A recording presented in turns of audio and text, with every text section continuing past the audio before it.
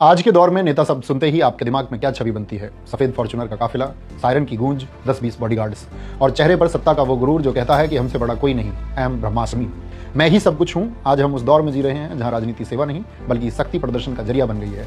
रैलियों में भीड़ तो बहुत है, पर उस भीड़ में लोगों का विवेक कहीं खो गया है। लेकिन प्यारे साथियों, जरा ठहरिए, इतिहास के पन्ने पलटिए और चलिए 3 दिसंबर 1884 की तारीख पर, जब बिहार की मिट्टी में एक ऐसे बच्चे ने जन्म लिया जिसने पूरी दुनिया को बताया कि असली राजा वो नहीं जो सिंहासन पर बैठकर राज करे, बल्कि वो है जो सिंहासन पर बैठकर भी फकीर बना रहे।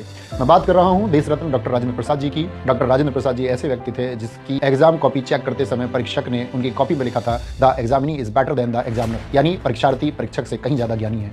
डॉक्टर राजेंद्र प्रसाद जी इतने मेधावी और टैलेंटेड थे कि उन्होंने कलकत्ता यूनिवर्सिटी के एंट्रेंस एग्जाम में टॉप किया था, जिसके लिए उन्हें उस जमाने में 30 रुपये प्रति माह की स्कॉलरशिप मिलती थी। उन्होंने लॉ में मास्टर्स किया और वहां भी गोल्ड मेडल हासिल किया। पढ़ाई में तो उनका कोई मुकाबला नहीं था। वे चाहते तो अंग्रेजों की गुलामी करके करोड़ों कमा सकते थे, ऐसो आराम की जिंदगी जी सकते थे, लेकिन उन्होंने क्या चुना?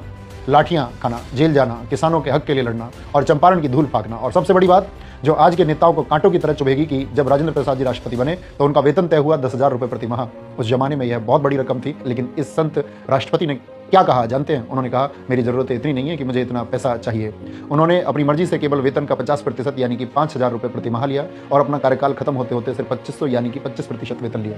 और साथियों, वो सिर्फ सादगी की मूर्त नहीं थे बल्कि एक मजबूत रीढ़ वाले राष्ट्रपति भी थे। राजेंद्र प्रसाद जी ने कई बार सरकार से अलग हटकर फैसले लिए, चाहे वो सोमनाथ मंदिर के पुनर्निर्माण और उद्घाटन पर जाने का फैसला हो या फिर हिंदू कोड बिल पर अपनी बेबाक राय रखना हो। उन्होंने हमेशा यह साबित किया कि राष्ट्रपति संविधान का रक्षक होता है, सरकार का सेवक नहीं।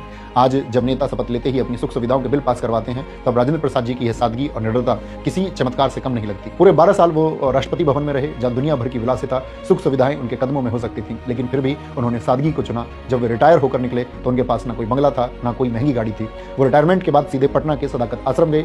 एक सीलन भरा कमरा, टूटी हुई खाट और फटे हुए मौजे, यही थी भारत के पहले राष्ट्रपति की कुल जमा पूंजी। और आज 3 दिसंबर उनके जन्मदिन पर मेरा सवाल देश के उन युवा और लोगों से है जो नेताओं की गाड़ियों के पीछे भागते हैं, नेताओं के बहकावे में आकर सोशल मीडिया पर अंधभक्त बनकर धर्म जात पात के नाम पर अपने भाई बंधु को गालियां देते हैं। इस देश में जो जितना बड़ा भ्रष्टाचार करे वो उतना बड़ा नेता होता है। याद रख लेना, इतिहास गाड़ियों के मॉडल और बंगलों का साइज नहीं याद रखता है, इतिहास चरित्र याद रखता है। राजेंद्र प्रसाद जी के पास दौलत नहीं थी, लेकिन उनके पास नैतिकता थी। और जिस दिन इस देश का युवा नेताओं में दौलत के बजाय नैतिकता ढूंढना शुरू कर देगा, उनसे सवाल पूछना शुरू कर देगा, यकीन मानिए उस दिन हमें डॉक्टर राजेंद्र प्रसाद जी के सपनों का भारत मिल जाएगा। तो आज खुद से वादा कीजिए कि हम किसी की बातों में नहीं आएंगे। कभी भी फैसला लेने से पहले हम अपने विवेक का इस्तेमाल करेंगे। हम भक्त नहीं बल्कि जागरूक नागरिक बनेंगे, क्योंकि देश को शोर मचाने वालों की नहीं, सादगी से देश हित में काम करने वालों की जरूरत है। आज सादगी की मूर्त डॉक्टर राजेंद्र प्रसाद जी के जन्मदिन पर मेरा उनको नमन। जय हिंद, जय मां सरस्वती।